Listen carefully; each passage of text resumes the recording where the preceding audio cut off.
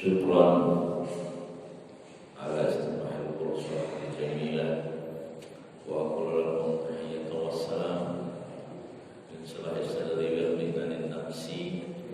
Assalamualaikum warahmatullahi wabarakatuh. Ba'da salam, nashkurullah ala kulli ni'amin katsira. Salawatullah wa salamuhu ala nabiyyina Muhammadin sallallahu alaihi wasallam wa ala alihi wa sahbihi wa man tabi'ahu bi ihsanin ila yaumil qiyamah wa ba'd.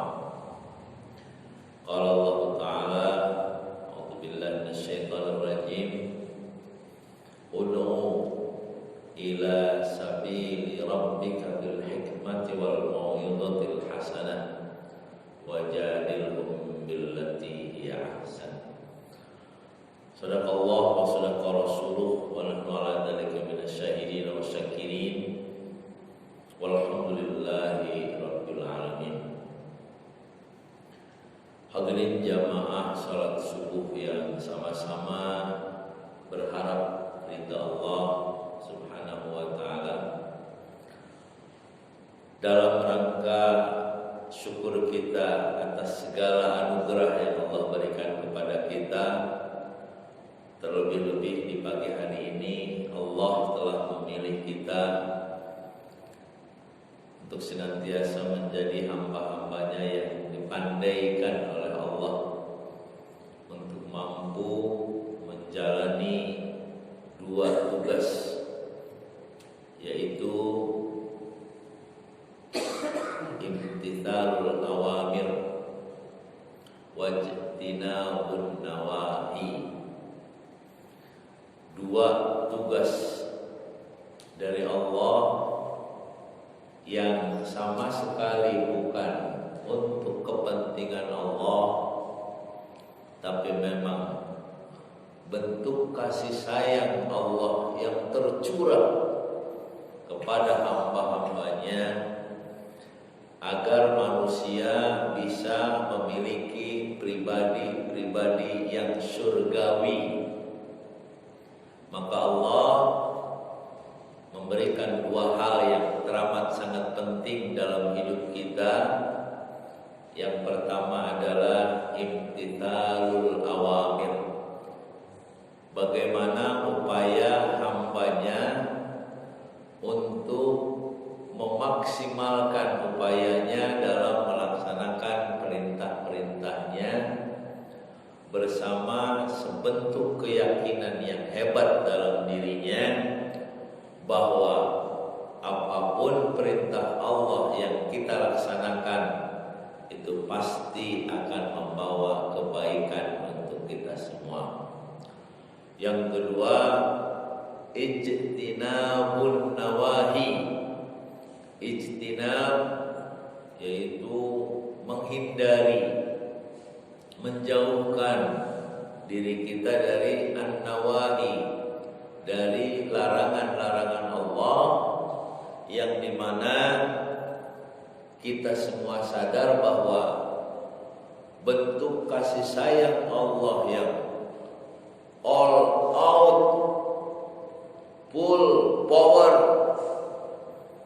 aku ini sayang sama hambaku, maka aku menurunkan larangan-larangannya. Dan alhamdulillah menjadilah pribadi yang muttaqin, di mana seluruh para ulama sepakat bahwa definisi takwa yang paling rigid dalam hal ini adalah dua hal. Ketika kita mampu melaksanakan perintahnya dan dimampukan oleh Allah meninggalkan larangannya, maka jadilah kita pribadi-pribadi yang muttaqin insyaallah. Bapak hadirin sekalian,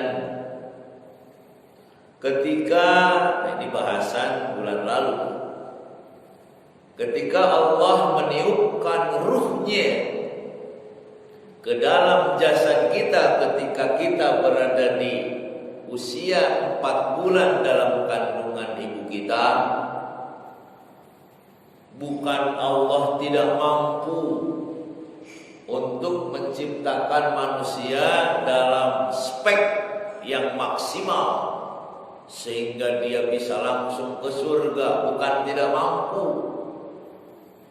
Bulan kemarin dikatakan karena asal usul manusia juga Bapak Adam dan Ibu Hawa itu kan dari surga.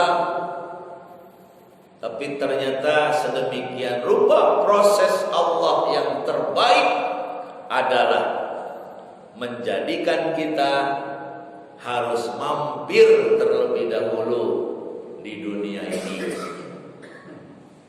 Untuk apa? Tentu kita paham semua. Untuk agar tahu neraka seperti apa, sehingga nanti kita bisa menikmati surga. Itulah hidup. Pak, coba lihat sini. Ini warnanya apa? Hitam. Kenapa Bapak bilang hitam?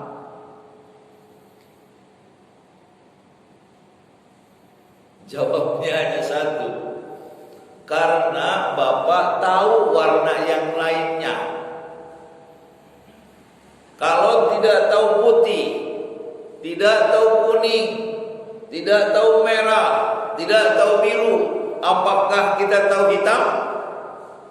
Tidak. Kita tahu hitam ini karena tahu warna putih seperti apa. Jika tidak pernah mengetahui warna apapun kecuali warna ini, maka Bapak enggak akan bilang hitam. Dan tidak akan peduli.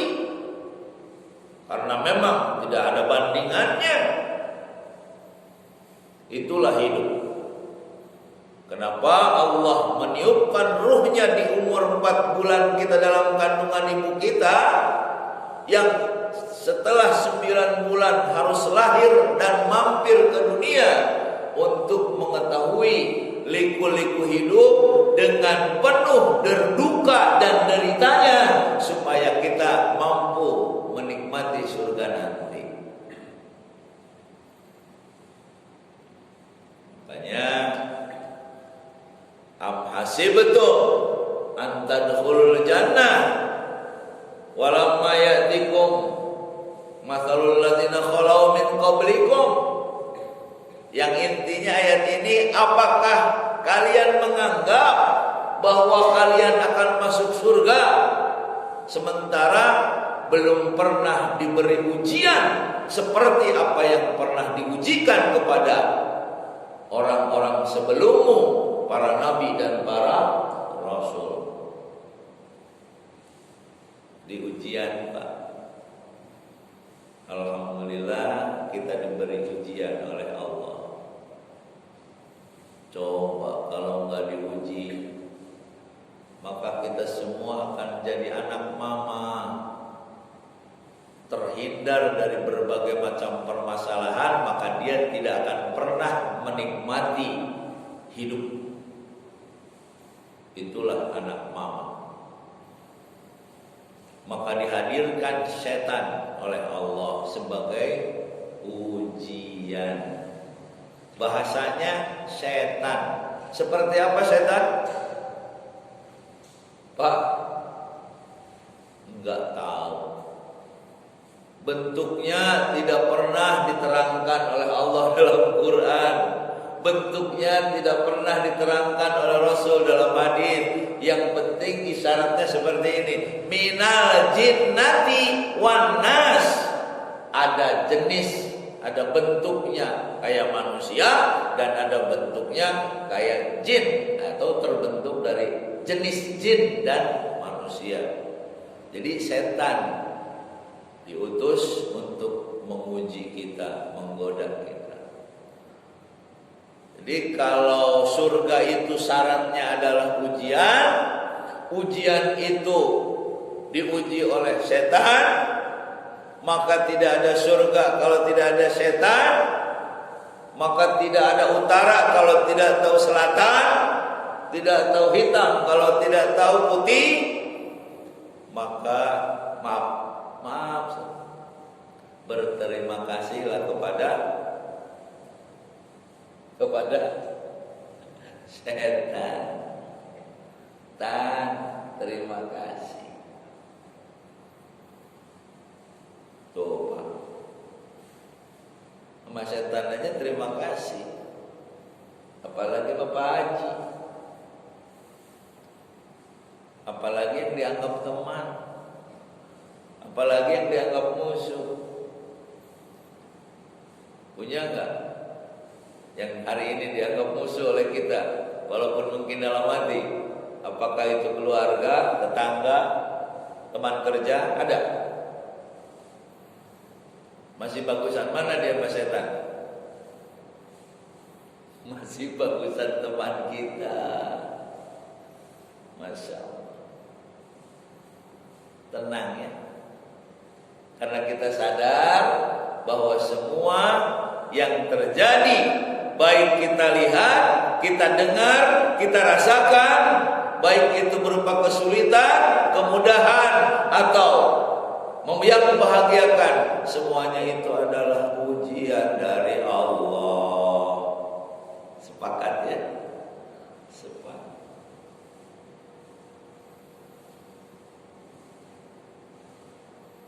Kata Rasulullah SAW dalam hadis begini, sahih hadis, al-birru husnul khuluq. Di saat semua orang ribut mengukur kebaikan, kata kelompok ini kebaikan ini, kata kelompok itu kebaikan itu, kata kelompok yang lainnya berbeda lagi standar atau parameter kebaikan. Rasulullah cukup mengatakan al-birru husnul khuluq. Kebaikan itu adalah perangai yang baik, titik. Ayo, mau dibantah kayak apa? Bantah Rasulullah SAW. Bahwa kebaikan adalah husnul khuluq. Kebaikan adalah perangai yang baik. Namun tentu perangai juga perlu parameter, perlu ukuran, perlu contoh. Ya. Kemarin kan ditanya, Pak, Bapak tingginya berapa? Jawabnya kata Pak Haji 170. Ketika ditanya, Pak Haji, kenapa tingginya 170? Udah aja lah ngikut. Jangan dong, taklid namanya. Namanya ikut-ikutan. Harus tahu. Waktu kita dulu diukur, tingginya berapa? Tanya sama yang ukur. Mas, kenapa ya? Kenapa kok bisa 170? Kenapa? Kira-kira bisa jawab gak yang ukur? Sama. Apa sampean? Gak bisa jawab. Sama, saya juga gak bisa jawab. Terima aja 170. Padahal jawabannya gampang. Karena diukurnya dari telapak kaki. Tuh. Kalau diukurnya dari pundak, Pak Haji cuma 25 cm. Benar gak? Artinya tolak ukur itu perlu. Sehingga kita mau ukur kebaikan dari mana? Kalau tidak ada tolak ukurnya. Alhamdulillah, Rasulullah mengatakan apa? Taraktu fikum amrain lan tadillu ba'di ma in tamassaktum bihima, kitabullah wa sunnatur rasul. Aku tinggalkan dua perkara, di mana siapa saja yang berpegang kepada keduanya tidak akan pernah sesat, tidak akan pernah salah, pasti benar. Apa yang dua itu? Kitab Allah wa sunnatur rasul. Kitab Allah Al-Quran wa sunnatur rasul, dan sunnah Rasulullah Sallallahu Alaihi Wasallam. Dia harus ada ukuran kebaikannya. Jangan parameternya kelompok, jangan parameternya ormas, jangan parameternya pribadi. Mengukur segala sesuatu harus ukuran yang resmi. Pak, di Swiss atau di mana itu ada lempengan yang persegi, bukan lempengan, kalau persegi itu ada persegi.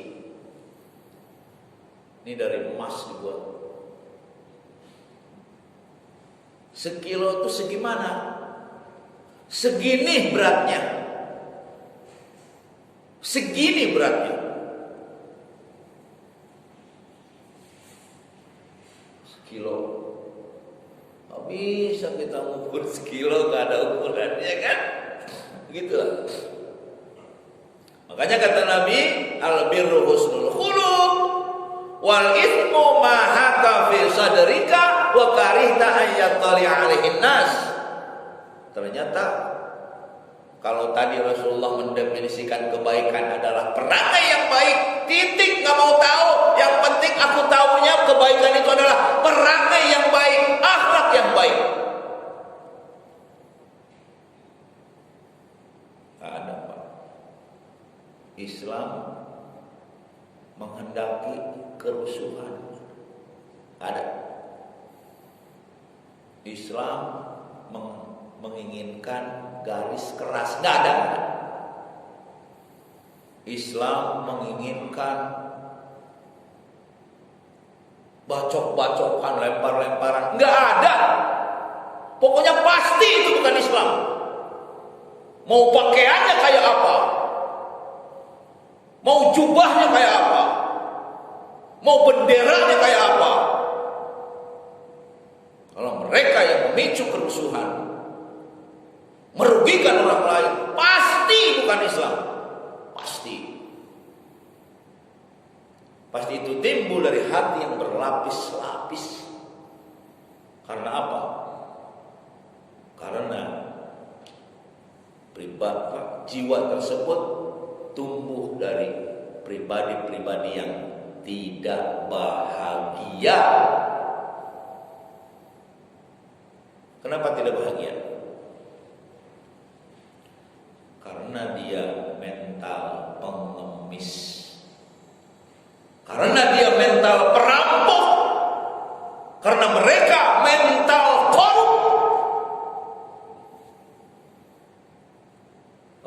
Kalau ada yang ngomong korup, Bapak langsung ingat ke pejabat gitu.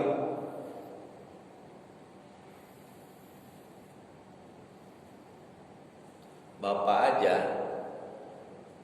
suka ngomongin orang, tapi nggak mau diomongin orang, korup namanya. Bener nggak Pak? Karena kerusuhan, keributan yang merugikan orang lain, itu pasti saya berani mempertanggungjawabkan perkataan ini di lantai pengadilan manusia maupun di lantai pengadilan Allah, bahwa yang namanya ketidakbaikan itu bukan Islam.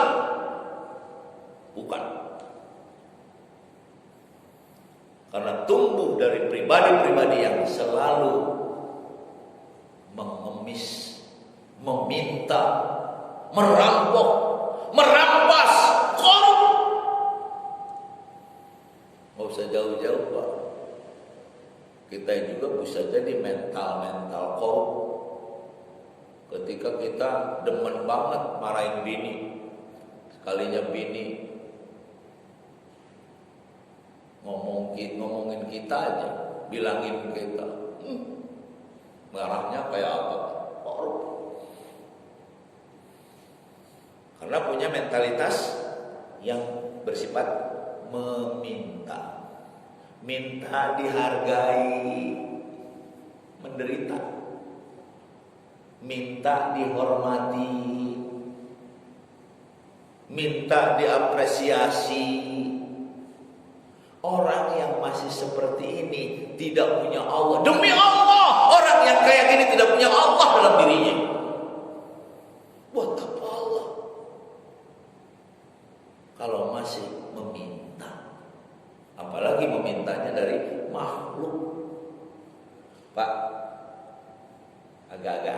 materi saya ini ya.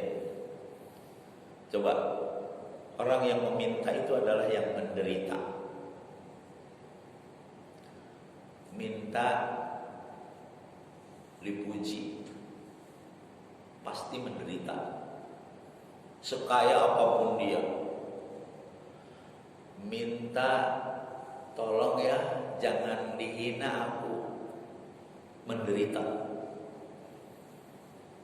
Sementara pribadi-pribadi orang yang bertakwa adalah la khaufun alaihim wa lahum yahzanun. Mereka tidak punya rasa takut sedikit pun. Apakah takut dihina orang? Apakah takut dibully orang? Enggak! Sekali. Walahum yahzanun, dan mereka tidak punya rasa sedih sama sekali. Sehingga betul-betul orang yang bertakwa ini sudah berada pada rel surga dan menjadi pribadi-pribadi yang surgawi, yang sebelum surga di sana dia sudah menikmati surganya di sini. Kenapa? Ikhlas. Tidak ada antara aku dengan Allah, nggak ada antara.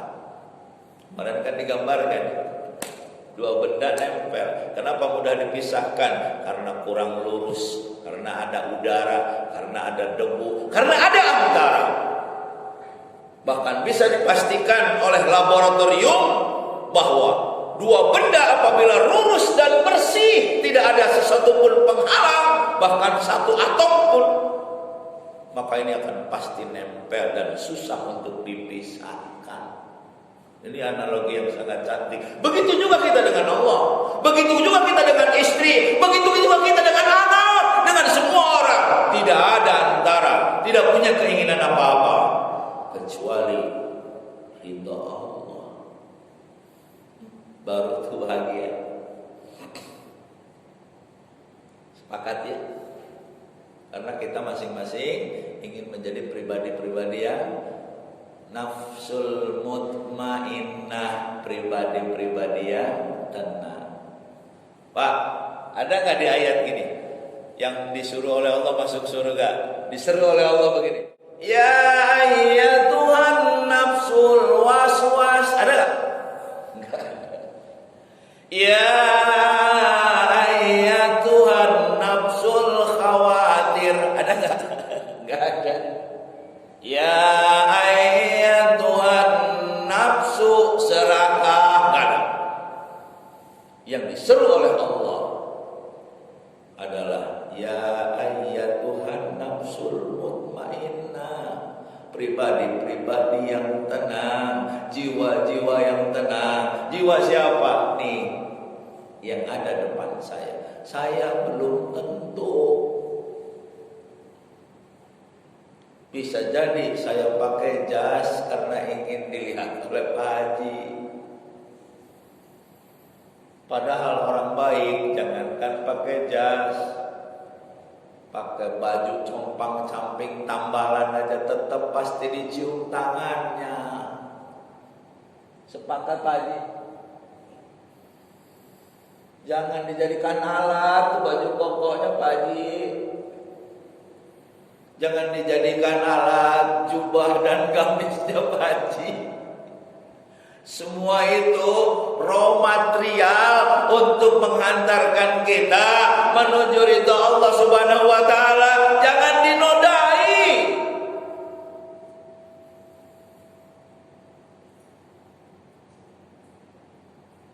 Maaf, saya ngasih adik saya tuh kasihan banget Pak. Contoh ya, adik saya kasihan Pak. Kulit, kalau nggak bercucuran keringat, anak istrinya nggak makan. Saya sebagai kakaknya nyesek lihat dia. Udah deh bro. Oh, notiau, notiau. Tahu nggak notiau? Salah satu tuh buktinya ya, kita udah dijajah. Berapa bro notiau? 2 juta sebulan lah, lumayan 2 juta sebulan. Saya kasih 2 juta sebulan buat anak istrinya. Dada saya nggak nyesek lagi Pak Haji, lega. Dengan 2 juta dada lega. Saya mau tanya, kalau saya ngasih per bulan 2 juta ke adik saya, siapa yang harus terima kasih?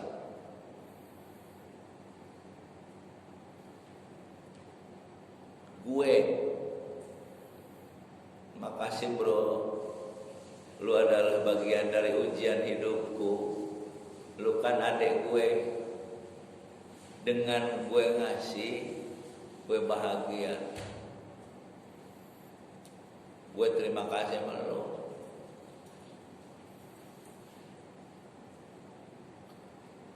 Yang surga gitu. Kira-kira yang sebaliknya begini. Lu kagak inget-inget sama gue lu. Udah disumbang 2 bulan 2 juta. Ya ilah lu, terima kasih kayak sama gue. Itu orang kayak gitu.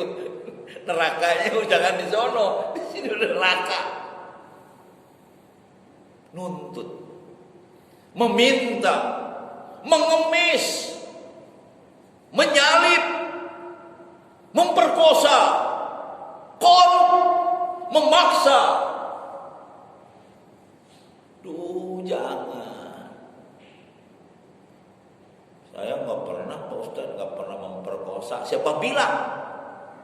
Berapa orang yang sudah lu perkosa hak-haknya? Mungkin istri, mungkin anak. Makanya kata Nabi, yadul ulya khairum min yadis sufla. Tangan di atas itu lebih baik, karena yang memberi adalah bahagia. Beri kesempatan orang lain. Kenapa sih? Emang mau apa? Emang tujuanmu apa? Emang pengen punya apa?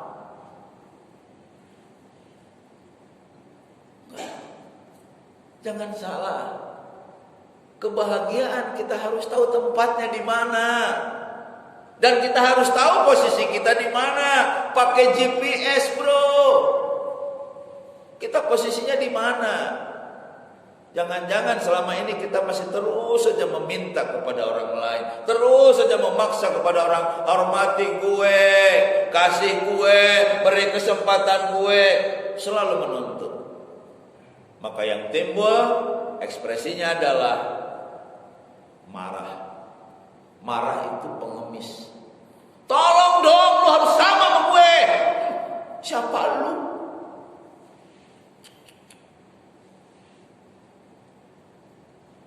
Lu sudah klaim bahwa lu yang paling benar. Kemana itu Quran? Kalau lu yang paling benar, dengan ukuran lu mengatakan bahwa ukuran benar lu Quran. Jangan, kalau lu salah, berarti Quran ikut salah dong. Hati-hati. Hati-hati. Merasa benar belum tentu benar. Belum tentu juga salah. Dan yang pasti orang yang merasa benar adalah orang yang selalu menderita, karena dia memaksa dan memperkosa hak-hak orang lain untuk selalu berada pada posisi membenarkan dia.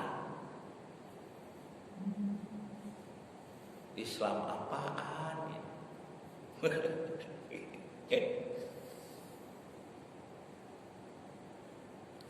Dihina kok marah? Berarti lu benar dong. Kalau enggak, ya marah. Apalagi yang hinanya enggak jelas. Benar gak? Makanya hadis tadi ada terusin nih.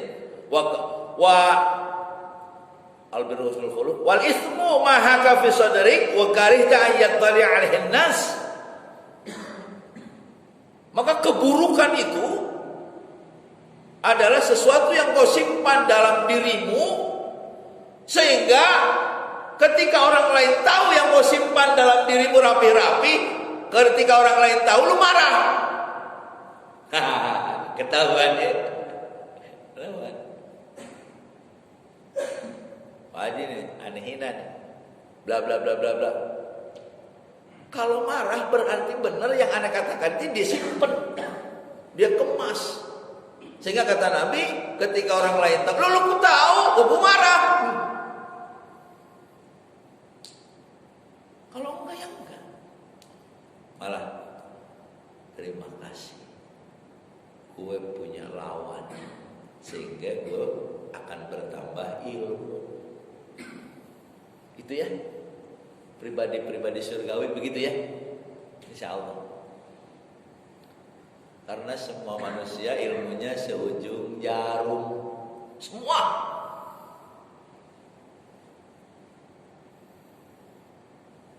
Masya. Berarti memberi adalah surga, meminta adalah neraka.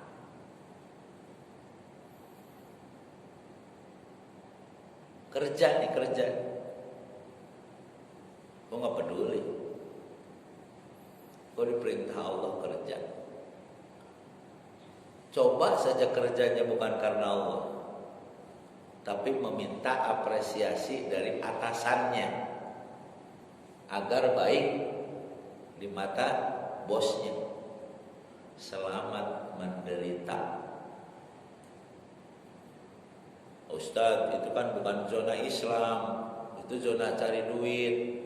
Kalau Islam mah asal gue rajin sholat juga masuk surga. Kata siapa lu?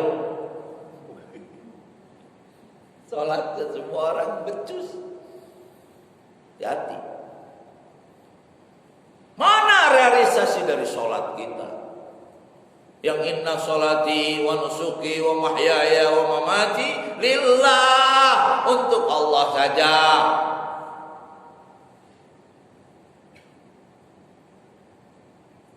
Anda meminta. Coba lihat Rabi'ah al-Adawiyah, tidak mau meminta kepada Allah. Aku ibadahku hanya terima kasihku kepada Allah. Sehingga dia berani teriak, Allah, jika aku beribadah karena ingin surga, jauhkan aku ya Allah dari surga. Kok bisa? Ya Allah, jika aku beribadah kepada Engkau karena takut neraka, jebloskan, gak apa-apa ya. Saking apanya? Apa orang yang berkata begitu sombong katanya? Enggak.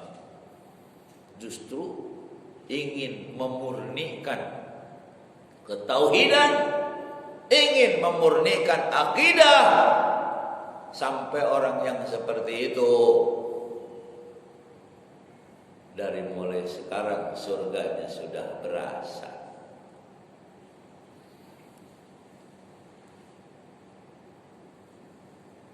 Jadi diri sendiri malu, jadi orang lain gak bisa. Akhirnya apa? Akhirnya dia sembunyi. Sembunyinya di mana? Sembunyi di bawah kubah masjid. Gak usah. Maaf. Sembunyi di atas sajadah. Gak usah ya. Ternyata orang-orang munafik adalah orang-orang yang kata Nabi harus pertama kali dipenggal dibanding dengan orang kafir. Insya Allah.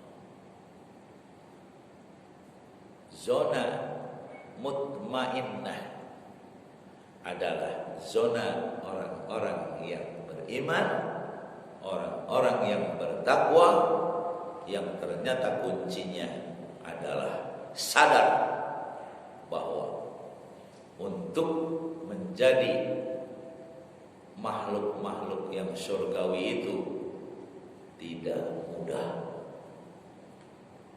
harus diupayakan. Karena mulai sekarang saja kita sudah sadar apakah kita ini layak surga atau neraka demi Allah. Pak, mulai sekarang saja kita udah sadar apakah saya ini mukmin, apakah saya ini kafir, apakah saya ini munafik. Udah tahu.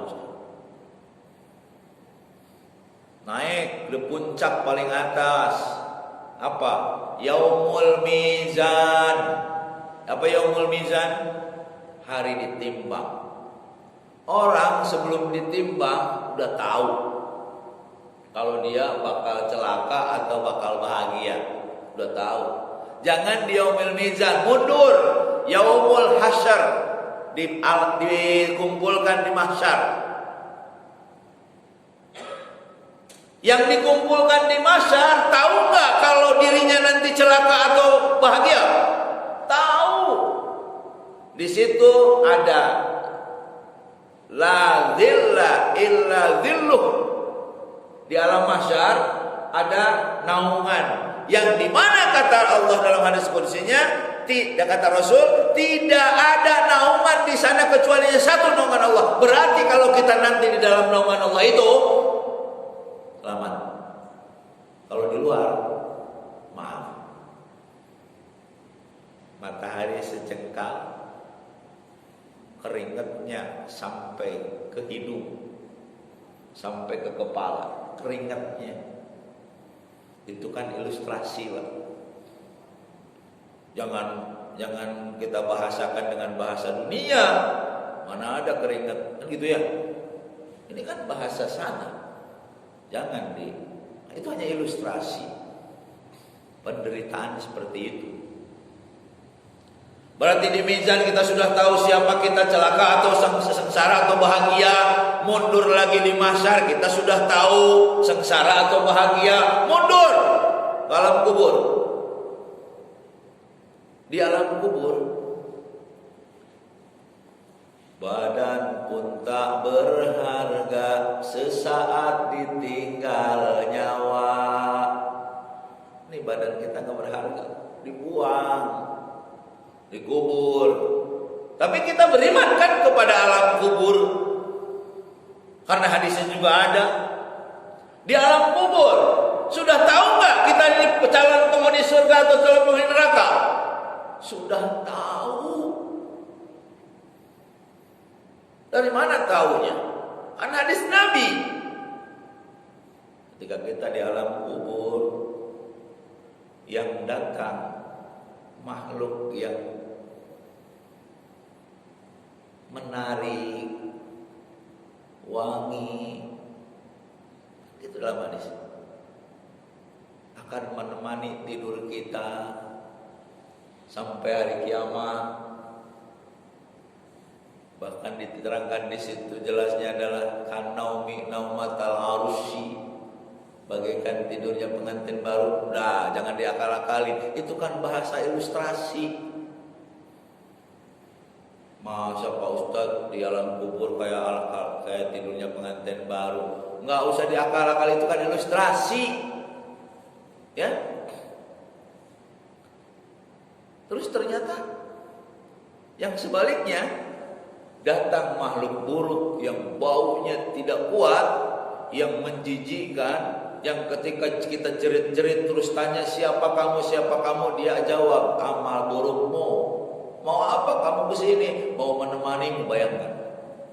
Berarti di alam kubur sudah tahu ya. Mundur lagi di sakratul maut. Kan ada keterangan hadis bahwa ketika manusia di sakratul maut digambarkan tempat terakhirnya surga atau neraka, diperlihatkan di sana. Enggak usah sakratul maut sekarang. Sadar nggak? Kalau kita banyak pura-pura kepada Allah. Sadar nggak bahwa kita adalah makhluk-makhluk yang sombong, kayak Fir'aun kecil? Sadar nggak bahwa kita ini adalah bin Ubay kecil, atau bin Ubay? Saya sih menyebut bin Ubay itu artinya anak Ubay. Namanya si bagus, Abdullah bin Ubay. Siapa itu? Tokoh munafik. Katanya memberi, tapi kok kamu meminta?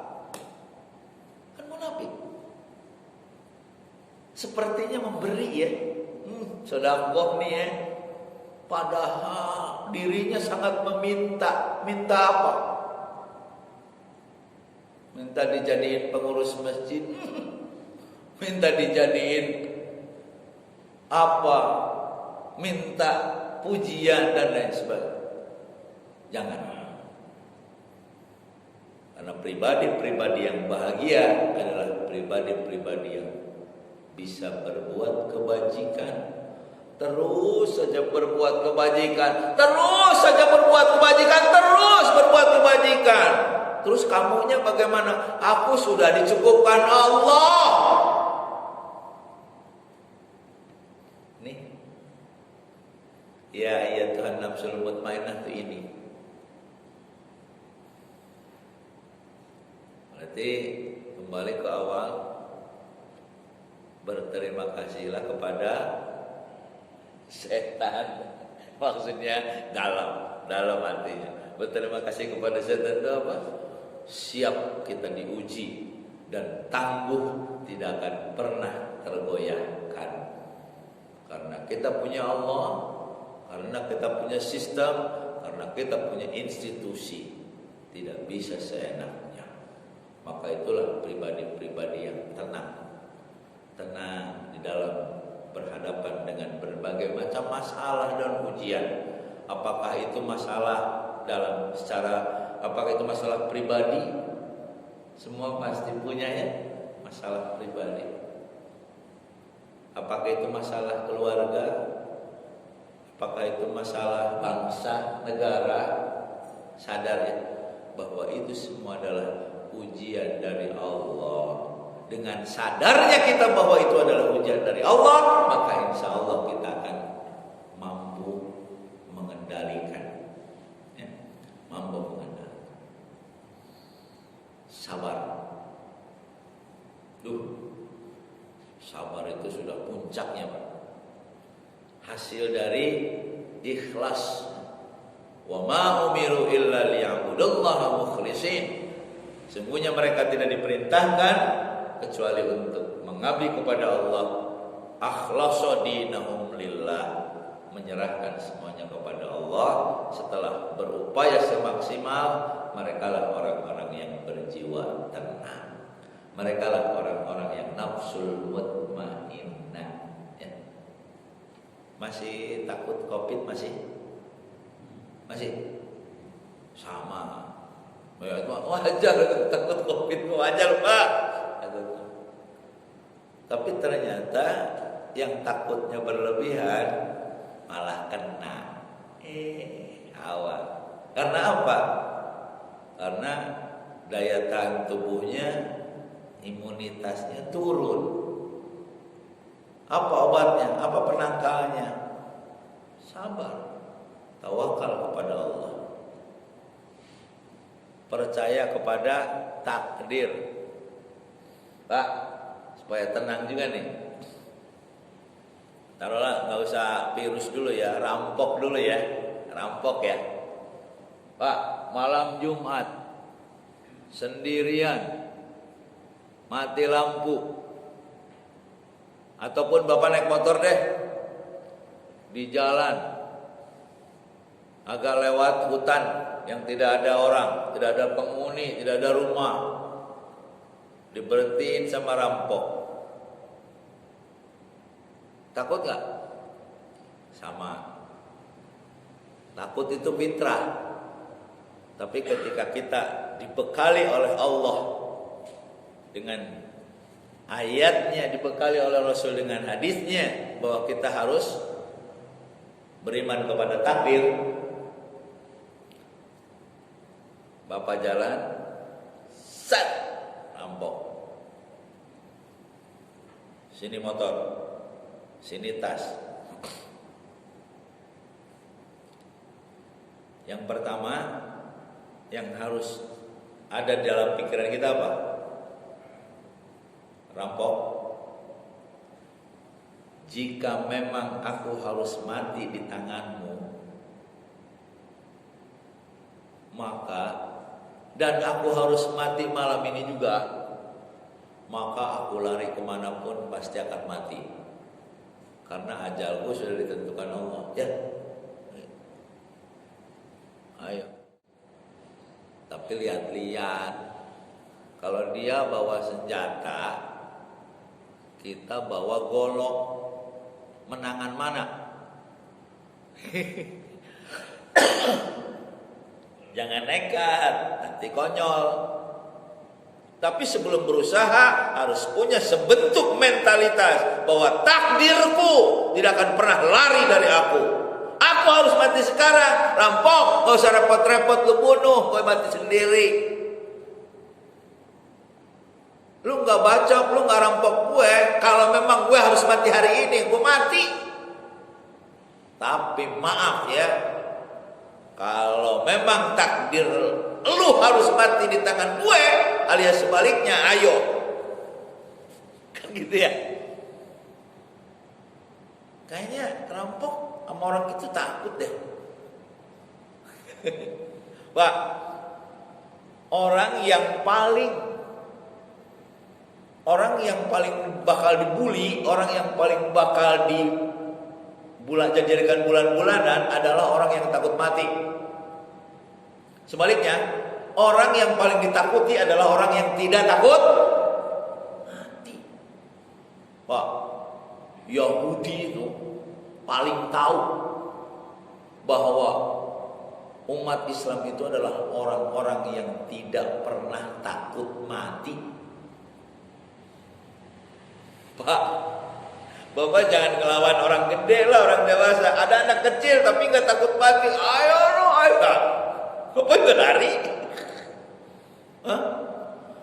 Setidaknya terbentuk mentalitas beriman kepada Allah, beriman kepada takdir, beriman kepada hari akhir, hadir ketenangan, hadir ketentraman. Juga begitu sampaikan kepada COVID-19. Mas COVID. Tapi sudah usaha dong. Sudah. Pertanggal Kamis, 2 Kamis yang lalu, jumlah yang meninggal di Indonesia itu 16.364 orang. 16.364 orang. Kemana tuh Pak? Meninggal. Saya mau tanya, emang sebelum COVID, sebelum ada COVID nih, anggap setahun ya, kurang sebulan ya, emang kurang dari segitu yang meninggal. Di Indonesia aja per hari 40 yang mati kanker. 40 per hari. Kali 360 berapa? Itu satu, kanker. Belum yang diabetes, belum yang lahiran, belum kurang gizi buruk, belum lagi tabrakan di jalan, belum lagi apa? Itu kan matinya lah. Lah penting mati. Jalan kan apa aja. Terus pertanyaan yang kedua, kalau yang 16.364 orang itu kalau nggak ada COVID mati nggak? Mati. Enak aja orang ajalnya di situ. Ada segerombolan COVID nih, masuk ke tubuh Bapak. Hari ini contohnya. Overlap lah, malah banyak yang masuknya. Kalau Bapak belum takdirnya mati, mati gak? Subhanallah, hasil sujud kita kepada Allah, hasil ngaji kita adalah hadirnya kebahagiaan, hadirnya ketenangan, hadirnya ketentraman bersama Allah. Ala bidzikrillah tatmainnul qulub. Itulah surga. Itulah yang akan diseru oleh Allah. Ya ayyatuhan nafsul mutmainnah, wahai jiwa-jiwa yang tenang. Kuncinya ikhlas, memberi, jangan meminta. Jangan kelihatannya oleh orang memberi padahal dirinya sedang meminta. Dia adalah neraka. Nerakanya di mana? Enggak usah di sono, di sininya pun neraka. Itulah pribadi-pribadi yang muttaqin, yang intinya adalah imtitsalul awamir wajtinabun nawahi. Percuma kita melaksanakan perintah Allah, percuma kita meninggalkan larangan Allah kalau tidak membentuk pribadi-pribadi yang tenang dan bahagia. Sambil ditambah ud'u ila atau fad'ullaha. Yang gini bunyinya Pak Haji. Qulidullaha awid'ur rahman. Berdoalah kepada Allah, atau serulah dia yang pertama kali adalah Rahman. Allah siap membahagiakan kita di dunia. Allah siap memberikan kecukupan atas kebutuhan kita. Allah siap membahagiakan Muslim Indonesia asal mereka mau bahagia cara Allah. Itu artinya Rahman. Jadi ketika kita berdoa, yang paling dekat dengan kita kapasitas Allah sebagai Rahman. Allah terlebih dahulu membahagiakan manusia di dunia. Ya, bahagia dengan apa? Bukan dengan harta, bukan dengan jabatan semata, bukan dengan uang semata, tapi hadirnya jiwa-jiwa yang tenang. Itulah proses Allah membelokkan manusia ke dunia yang nanti akan diseret oleh Allah setelah menjadi pribadi-pribadi yang surgawi. Ternyata kuncinya adalah nafsul mutmainnah. Syukran. Panjang-panjang juga nanti Bapak ini ya. Udah ngantuk. Terus insya Allah kita punya tugas lain. Bismillah. Jangan ada antara kita dengan Allah, jangan ada antara kita dengan pekerjaan, jangan ada antara kita dengan istri. Semuanya yang mengantarai kita hanya satu, yaitu thalabul mardatillah, mencari ridha Allah. Insya Allah kita bahagia di dunia wal akhirah. Amin ya rabbal alamin. Syukran ala ihtimam, syukran ala adamis su'al. Nahtadim darsana bi qiraati ikmil majlis. Subhanakallahumma wa bihamdik, asyhadu an la ilaha illa anta, astaghfiruka wa atubu ilaik. Ila liqa. Assalamualaikum warahmatullahi wabarakatuh.